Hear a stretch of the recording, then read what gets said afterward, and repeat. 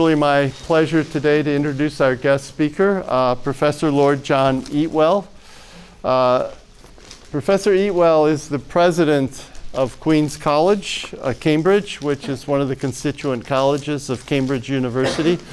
And if you ever get a chance to go to Cambridge, make sure you visit Queen's. It's an absolutely stunning, beautiful place. He's also an undergraduate at Cambridge and a graduate student graduating from Harvard University. He's taught economics and finance at Cambridge since the early 1970s. And we're proud to say that he's been a part-time Trojan here as well.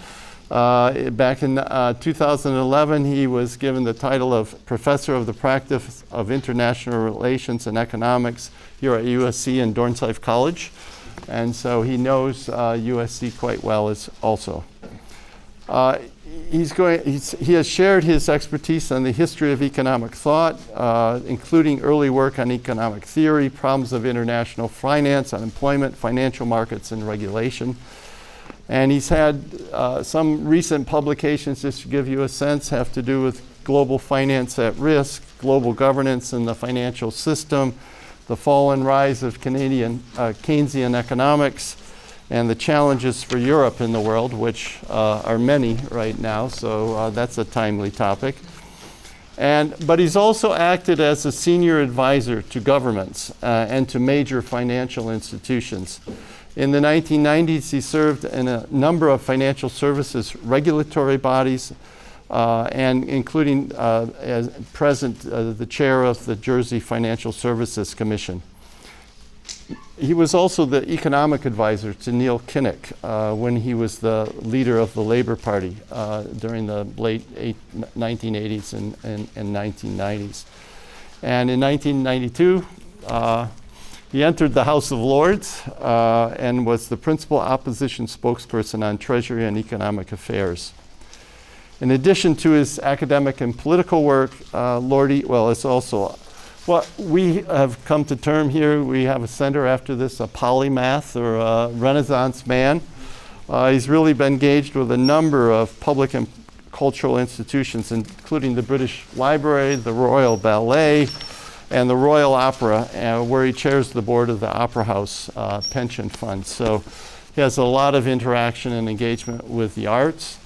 I had the privilege of meeting Lord Eatwell this past summer in Cambridge on the hottest day ever recorded in British history in the hottest part of Britain. So we had a really hot time together. And we've become friends and colleagues, and it was just great that he has agreed to come over and also speak at the Price School. So please welcome Lord Eatwell. Thank you very much. Well, I'm absolutely delighted to be here this lunchtime, most especially because I'm not talking about Britain leaving the European Union. I think I've given 3 talks on that in the last 6 weeks. And the usual question from the audience is, what's going to happen? And my totally honest answer is, I haven't the faintest idea. So I'm really delighted not to be talking about that. But my subject today is, in a way, a little bit flippant, but it has a sort of serious edge. And the title of the talk is, as you know, Why Do Economists Disagree? And what motivated this was a letter in the Financial Times, and it was a letter that I wrote together with John Taylor of Stanford University, and who was the inventor, for those economists here, of the Taylor Rule, and was a US Undersecretary of International Affairs in the US Treasury in the administration of George W. Bush, the most recent, younger George Bush. And John and I wrote this letter together after a convivial evening where we developed a joint criticism of quantitative easing and the monetary policy being pursued in the United States and in Britain. So the letter goes like this, if you'll forgive me for just quoting it. in the face of overwhelming evidence, the exclusive reliance on monetary policy, both orthodox and unorthodox, has not only failed to secure a significant recovery of economic activity in the US, the UK, or the Eurozone, but is producing major distortions in financial markets.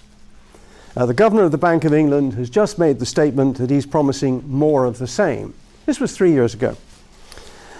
And then we said these distortions are excessive asset price inflation, severe pressures on pension funds. I certainly found that in the pension fund I'm running for the Royal Opera House, and a weakened banking system. And the fundamental error derives from the exclusive role given to monetary policy. Well, that we were agreed.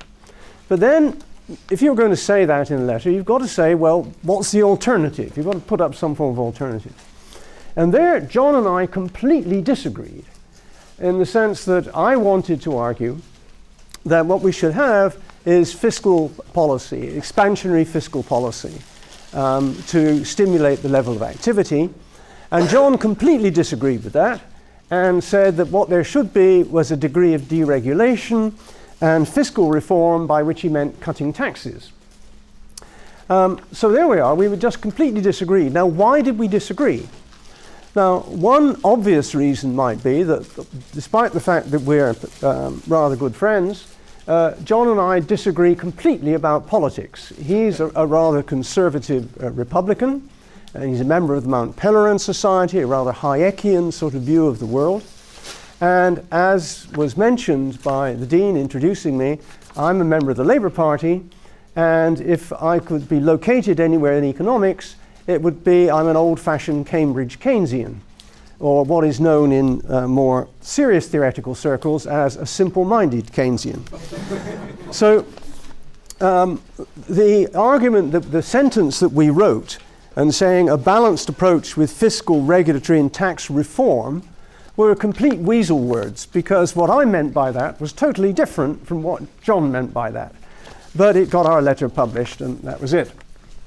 So this was 3 years ago, but in the interim, and when I've had the opportunity, I've thought about why do economists disagree so much?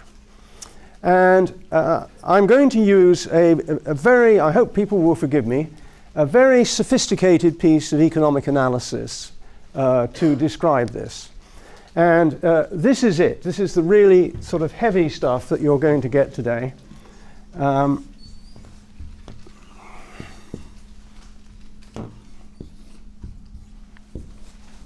There you are. That's it. That's the sophisticated piece of economic analysis you're going to get. Now, what this says, as you know, every sort of high school student learning a bit of economics is presented with this diagram. And we're told that price is determined by supply and demand. Now, there are some differences in how we approach this analysis. And to illustrate those differences, I want to read a quote by Milton Friedman. And Friedman describes the determination of the equilibrium of supply and demand here as a long-run equilibrium. Now, what does he mean? He says, and here we are quoting Friedman, long-run equilibrium is a logical construct that defines the norm or trend from which the actual world is always deviating, but to which it's tending to return, or about which it tends to fluctuate. The hypothesis that the logical construct does specify the norm or trend in this sense is entirely compatible with the existence of uncertainty and other imperfections. Just as the hypothesis, Newton's hypothesis, Isaac Newton's hypothesis, that the rate of gravity is equal to half gt squared, the mass squared, specifies the law of falling bodies, and that law is entirely compatible with the existence of air.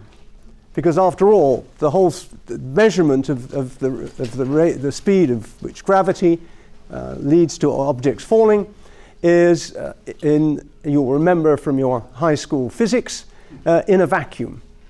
And so there's the standard physics question: if you have a feather and a ball of lead falling in a vacuum, at what rate do they fall? And the answer is they fall at exactly the same rate. But then you introduce air, and of course they don't fall at the same rate at all. And so what Friedman is arguing is there is some central tendency in economics, and there's noise. And what we should really focus on is what he calls the long-run equilibrium.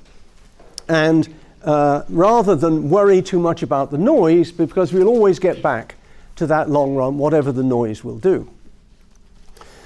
Now, if one thinks about that example, there's one striking thing which is quite different from economics. And that is this, that there's the analysis of gravity, which is basic Newtonian physics, and then there's the study, which aeronautical engineers do, of air density, air movement, and all those sorts of things which affect how things fall, or actually how aeroplanes stay up in the air in the context of the air that Friedman refers to.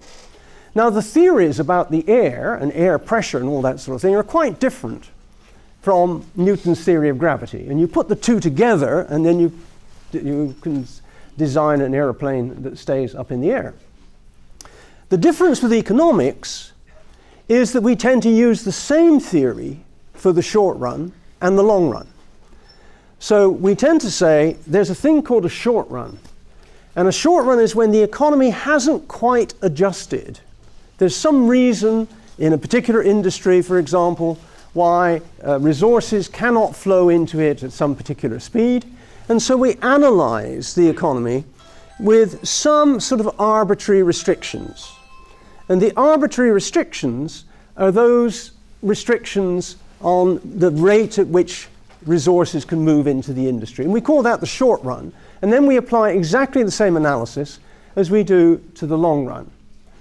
And Samuelson, for example, calls the short run an arena of auxiliary constraints. You have the standard analysis, and then we have the auxiliary constraints. Now, this mixture, I'm going to argue, does cause confusion and does lead to a number of difficulties in economic theory. But just to go back to Friedman's quote again, he's saying we should focus on the long run. And interestingly enough, and he draws the analogy with gravity. And interestingly enough, this is exactly the same analogy as Adam Smith drew in The Wealth of Nations in 1776. Smith says, we look at the central price to which the prices of all commodities are continually gravitating. Different accidents may sometimes keep them suspended a good deal above it, and sometimes force them down even somewhat below it. But whatever may be the obstacles which hinder them from settling in this center of repose and continuance, they are constantly tending towards it. The noise Smith described as market prices. And he said the market price of every particular commodity is in this manner continually gravitating towards the natural price. And so Smith, if you like, set the exam question. And the exam question for economists was, tell us what determines the natural price. Competition ensures there will be a single price for each commodity. Competition ensures there will be a general rate of profit and a general wage for each quality of labor. But we need a theory to explain whether that rate of profit is 6% or 10%, and what determines whether it is. We need a theory to determine the actual magnitude of the prices. And this was taken up by really the next great economist in the history of economic thought, who of course was David Ricardo, many of whose ideas we still use today, particularly the theory of comparative advantage and Ricardo's ideas on taxation. And Ricardo said this, having fully acknowledged the temporary effects which in particular employments of capital may be produced on the prices of commodities as well as on the wages and profits by accidental causes, without influencing the general price of commodities, wages or profits, we leave these temporary effects entirely out of our consideration, whilst we are treating of the laws which regulate what he called natural prices, natural wages, and natural profits, effects totally independent of these accidental causes. And so Smith and Ricardo, in setting the exam question for economists, telling us what it was our job to build theories of to attempt to determine, They didn't use the same theory for, if you like, their short run and their long run. They had different ideas, and they certainly actually didn't believe in this sort of model. They didn't believe that prices were determined by supply and demand. So David Ricardo wrote, "I confess it fills me with astonishment to find that you think that the natural price, being that the former that is governed by average and permanent demand, permanent relationships, is akin to the market price, which is determined by supply and demand." He simply didn't think that prices were determined by supply and demand.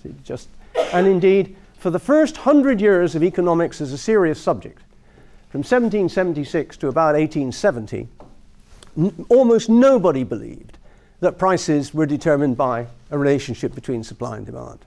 And indeed, John Stuart Mill actually said it was impossible for prices to be determined by supply and demand.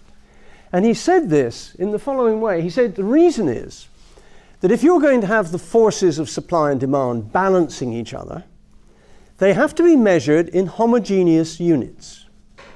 And if we look at the side of demand, that's use value. The use value of a chair as you sit on it.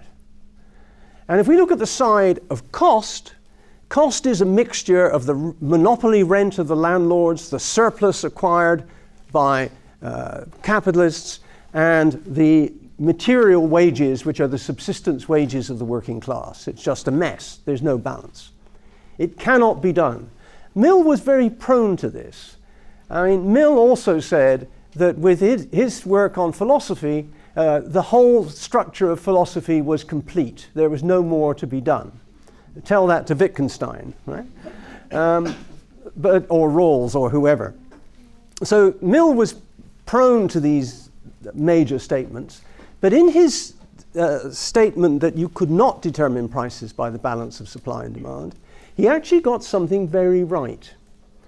Because when the solution was found in the 1870s, simultaneously by William Stanley Jevons in Manchester, Leon Walras in Lausanne, and Karl Menger in Vienna, when there was an example of simultaneous discovery, they found they could build a theory by the balance of utility and disutility at the margin of constrained choice. And so that was how homogeneity was found. That demand was based on utility and cost, a unified theory of cost, whereas the wage measured the disutility of labor, profits measured the disutility of savings rather than consumption, and so on. Now this was the real insight. But then, over the next, from 1870 to 1950, there was a steady process of trying to prove this. Because whilst Jevons, Menger, and Walras had the sort of fundamental insight, they didn't quite prove. They didn't quite get their proofs right. There were errors in their proofs and so on.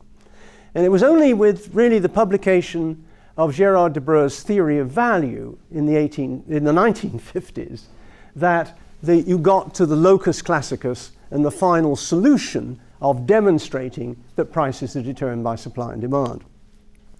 And just looking at why it was so difficult to do, you can see from the basic proposition that the balance of supply and demand is the balance of utility and disutility at the margin of constrained choice. Okay, utility and disutility. That must be about individuals. So for an individual, you've got to build a utility function. First of all, these were just assumed, and then in recent developments or later developments, we've had the axioms of choice defining how utility functions are constructed. But the utility functions have particular constraints with them. That's why there are axioms, propositions which are taken as entirely true. Because if they're not constrained, then you actually won't have what are called well-behaved demand and supply functions derived from them, and you can't build your theory. So, okay, we have utility functions. Now, since they're utility functions, they must be about an individual, because it doesn't make any sense talking about utility maximization except about individuals. Then you've got to have a constraint. So the constraint is the endowment of whatever the individual has, whether they're means of production, whether it's capital goods or the individual's own labor, or they maybe have some consumer goods, apples and bread, that they're willing to exchange between themselves and so on. You have constraints. You'll need a technology, of course, to relate some of those constraints into the goods that are produced. So if you've got land and labor, you produce apples and bread for the individuals who are demanding apples and bread. So you put that together. And then once you've got those three bits, the utility functions, the endowment, and the technology, and there are various constraints you have to impose on the technology, which we won't bother with now, you also then have to go from the individual to the society as a whole. Now, how do you do that? And the answer is, you assume that individuals are price-taking individuals, which means you assume something called perfect competition. The idea of perfect competition never existed before the 1870s. The idea of perfect competition is a statement about market structure.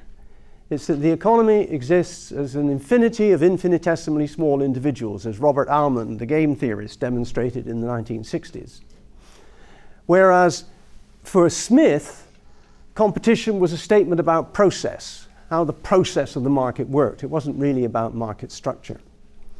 So there we are. We put this thing together, and eventually we get to the end.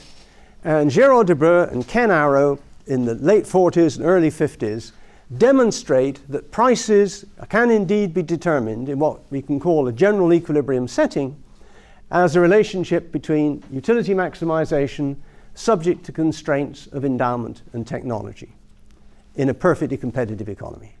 And there's the locus classicus in terms of Debreu's theory of value. Now, that is the center, if you like. That's the core of economics. But this core came into some sort of conflict, some conflict with reality in the 1930s, when you had the Great Depression in the United States, you had high levels of unemployment in virtually every European country, and the model didn't seem to be working.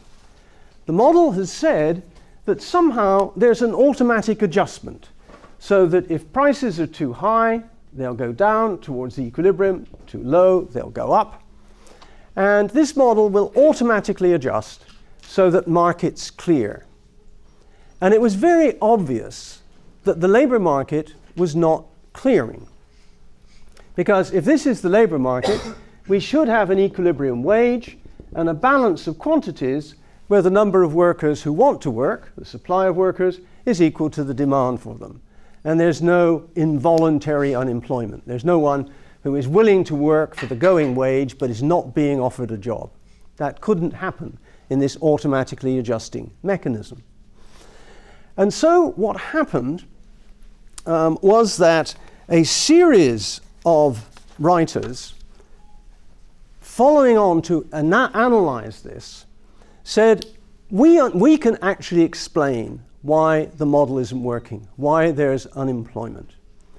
And the reason is something is stopping the price mechanism working.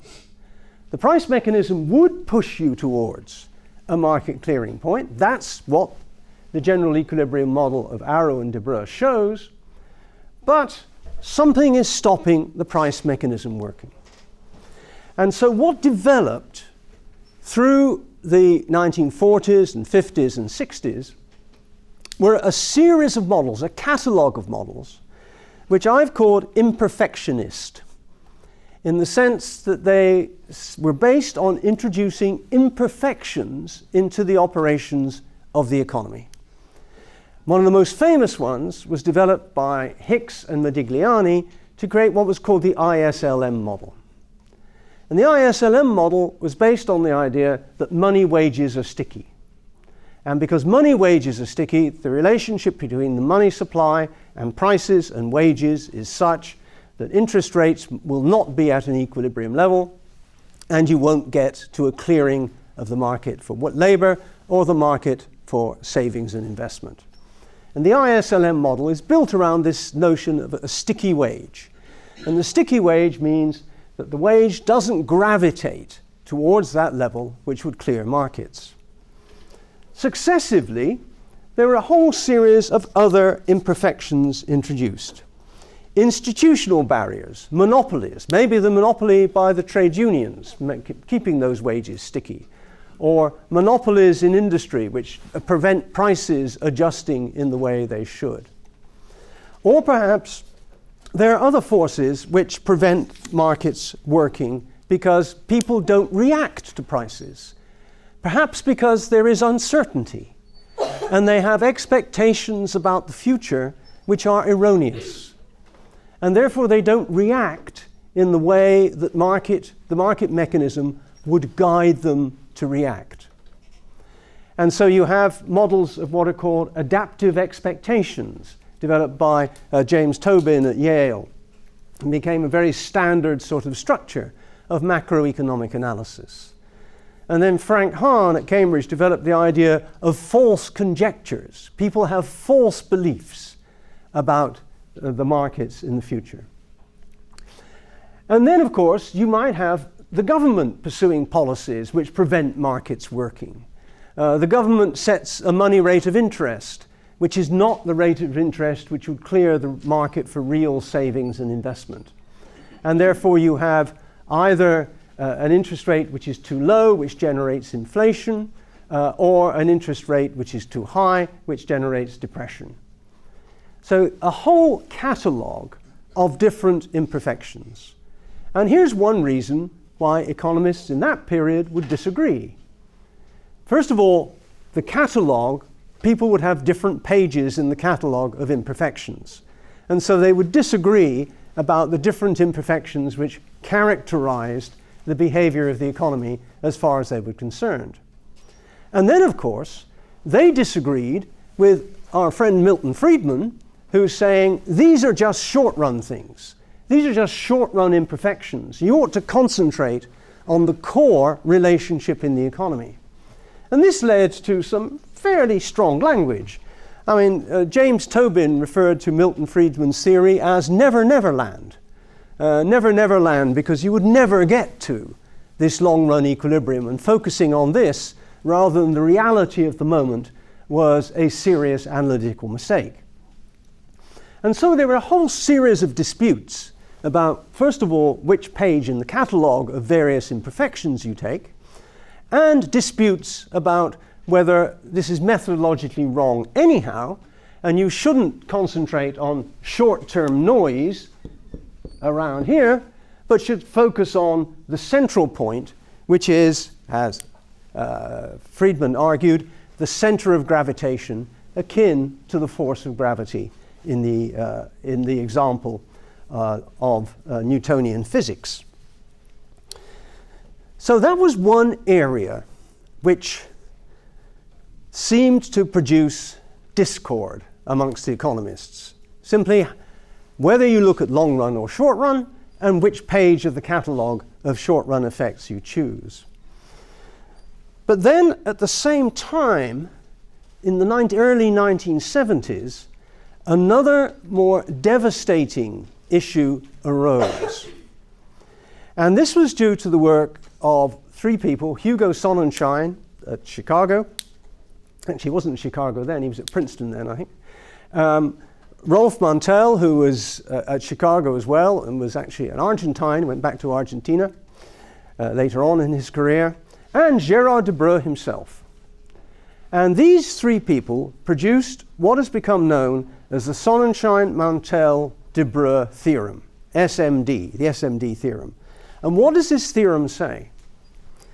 This theorem says that you cannot actually derive a well-behaved demand curve like this one in a general equilibrium model. It just doesn't exist. I mean, I want to quote de Breu on this. Well-behaved micro-foundations may be associated with any arbitrary market excess demand function, ruling out the possibility of uniqueness and stability.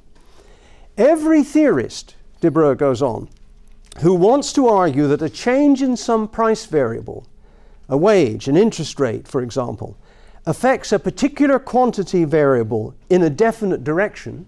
And in other words, anyone who wants to argue if prices go up, demand goes down, or if prices go down, demand goes up, cannot base this argument on general equilibrium theory. Now that's devastating, because what it's saying is that the stuff, we don't tend to look at individuals very much, we tend to look at markets. We look at the market for labor, we look at the market for particular commodities and so on, and these are necessarily aggregations from what we see as individual behavior. And here is Sonnenschein, Mantell, and Gerard de Breu himself saying you can't do that. You actually cannot derive a demand function in a well-behaved way. And this, of course, was a really devastating proposition. Ken Arrow said, the hypothesis of rationality has few implications at an economy-wide level.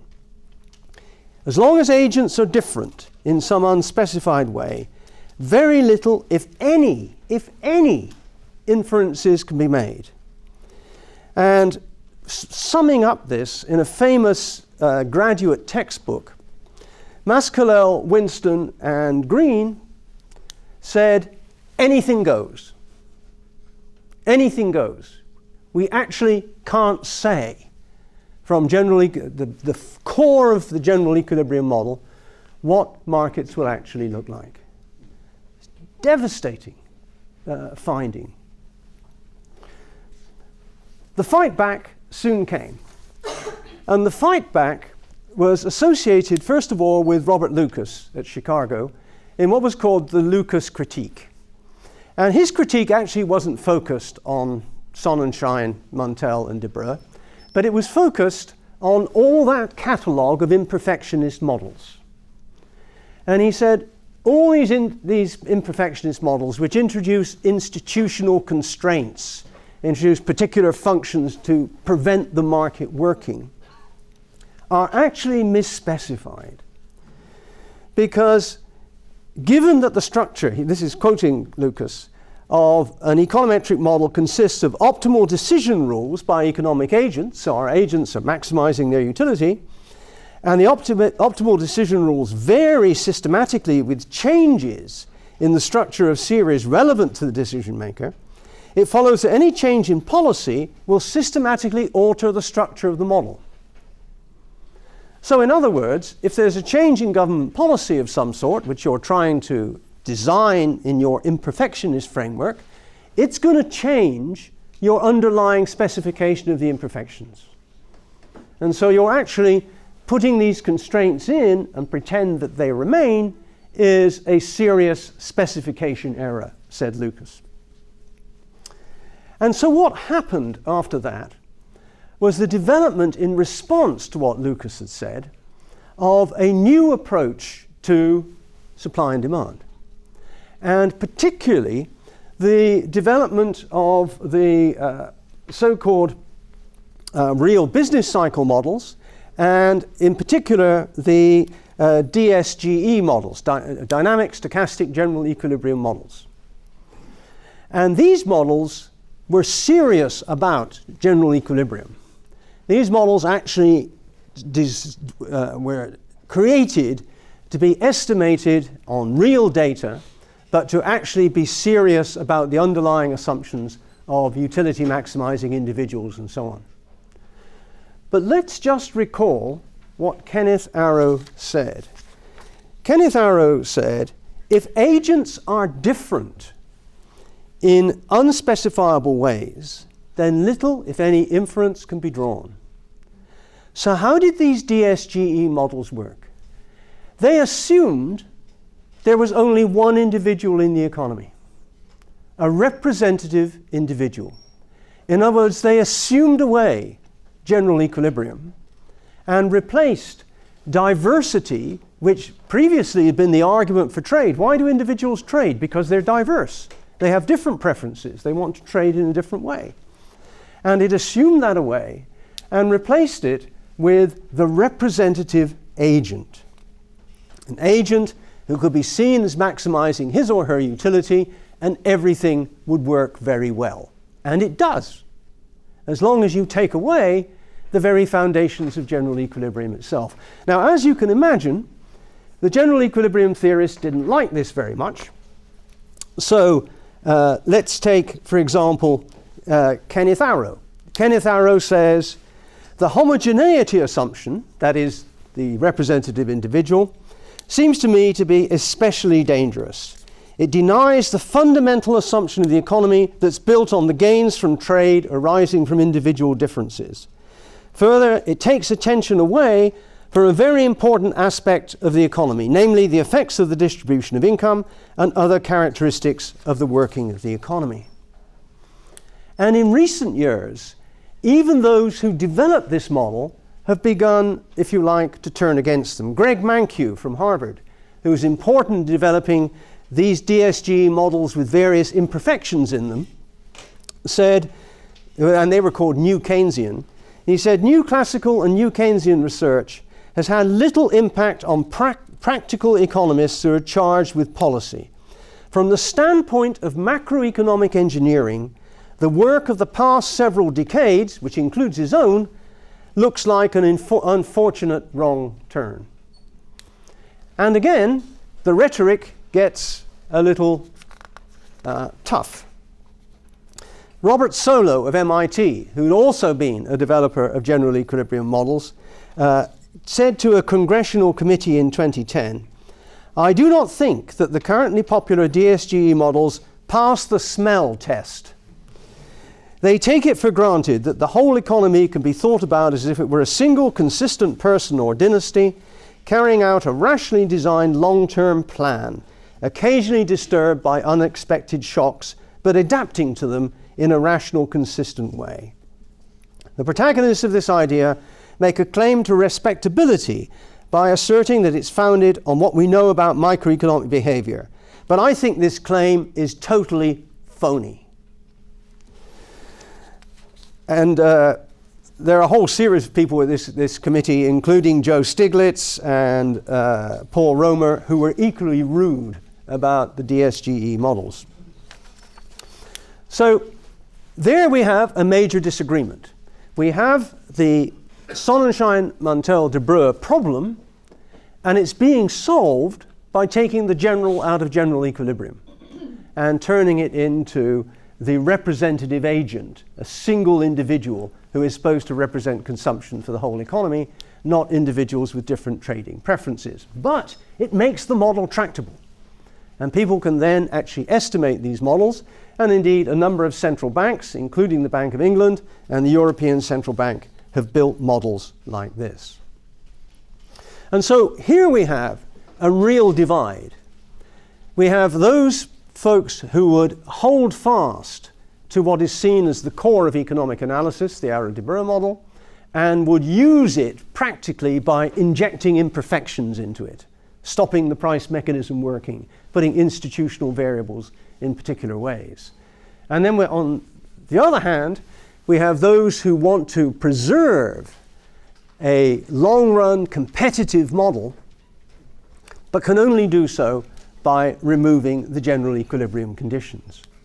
And this also made me think of one very famous, actually discussing it with John here, one very famous example of a controversy of this sort, which is the controversy over the minimum wage. There's a very famous article by Card and Kruger in 1994, which looked at the impact of a minimum wage. And their study looked at the impact of fast food employment, of the impact of the 1992 increase in the New Jersey minimum wage, and compared it to what was happening in Pennsylvania, where the minimum wage didn't change. And what they found was, as the minimum wage went up, the price went up, employment in New Jersey went up. It didn't nicely go down this demand curve, it went the other way. Now, as you can imagine, economists were terribly upset by this because this didn't fit with what you've said. And there's been study after study after study of the Card and Kruger analysis. And recently there have been what are called meta-studies, which put together all the statistical studies and therefore have massive sample sizes And the meta-studies have found that there's no particular relationship between the minimum wage and employment. Now, if we think about this theoretically, this is perhaps not so surprising, because looking at just the labor market in the fast food stores was actually a partial equilibrium model.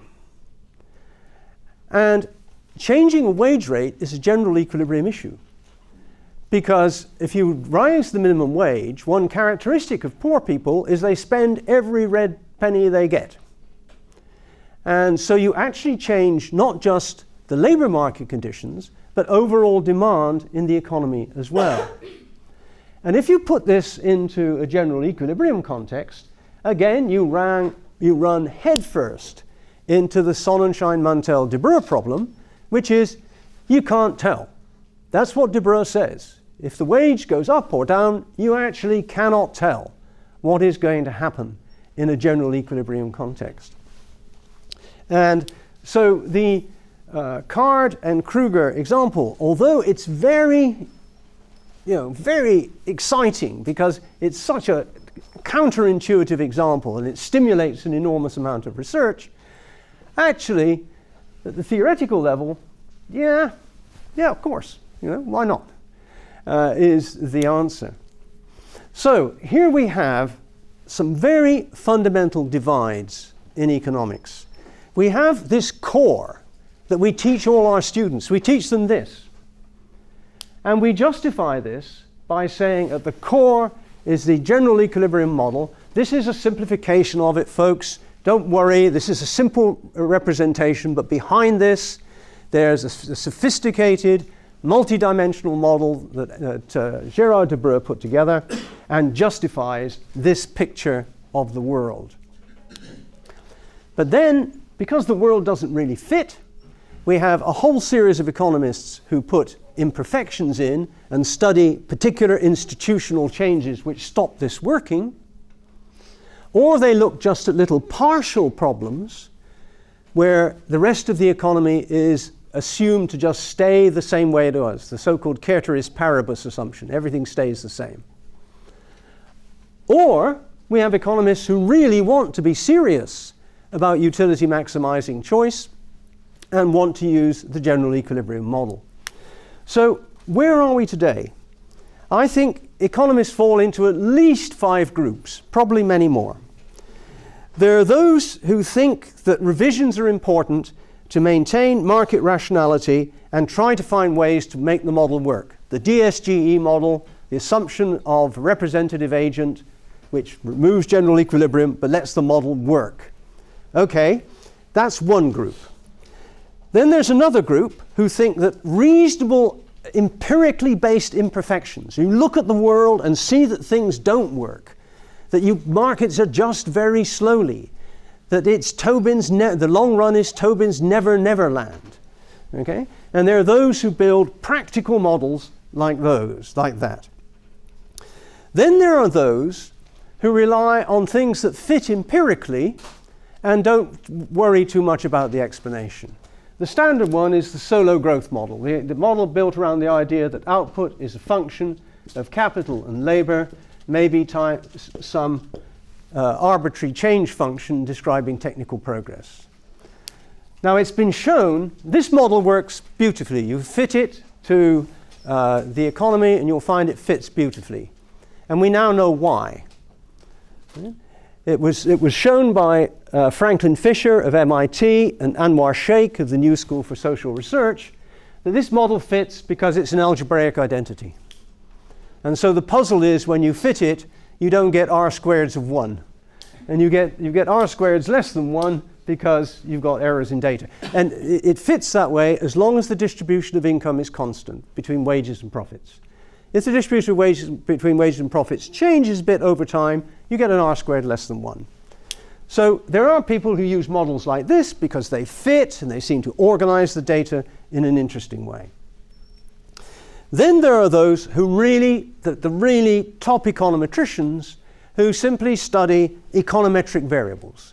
They look for econometric consistency and look at the way that actual data moves and try to look at the consistencies in data to try to predict how markets move. That's particularly so in our world of finance, where people are doing statistical models of how stock markets move and so on, and without a lot of theory necessarily in there, but really producing a lot of data that you can detect trends in.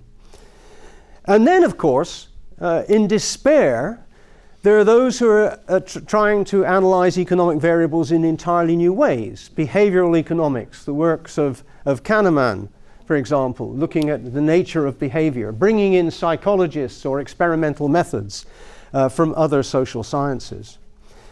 So economics today is really a catalog of results and models built around a core of productive value, a real core of the Arrow-Debreu model, the results of which nobody believes. Now imagine, let's go back to Friedman, and imagine that we're an aeronautical engineer. And we focus all our attention on air pressure, the way that the wing of a plane goes through the air and the lift you get from it. And we ignore the long run. In other words, we ignore the theory of gravity. I wouldn't want to get into that airplane. All right? I would want both. And yet what we have is a theoretical core which we either don't use, or we modify to take away from its essence, or we don't believe in. And so economists disagree, because all of us are trying to understand how the economy works. All of us think that economics is important. All of us think that our job is to be useful in this world.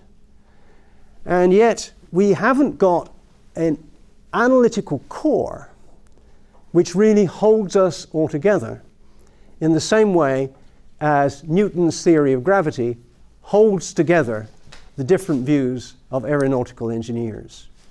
Economists disagree. Thank you.